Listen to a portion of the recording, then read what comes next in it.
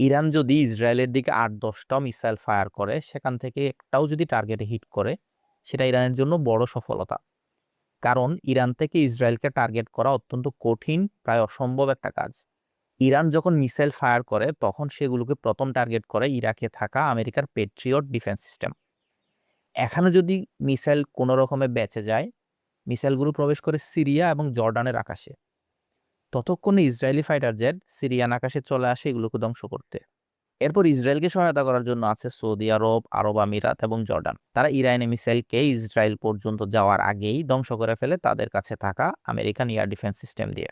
এগুলো পার করে যদি ইসরায়েলি বর্ডারের কাছাকাছি মিসাইল পৌঁছে, সেগুলোকে টার্গেট করে ভূমধ্য সাগরে থাকা আমেরিকান যুদ্ধজাহাজের এন্টি মিসাইল সিস্টেম। এরপরও যদি কোনো মিসাইল ইসরায়েল পর্যন্ত পৌঁছাতে পারে, তাহলে সেগুলোকে পড়তে হয় ইসরায়েলের ৫ স্তরের নিরাপত্তা ব্যবস্থার সামনে, যেগুলো হলো arrow missile system, third system, Patriot system, David sling এবং আয়রন ডোম।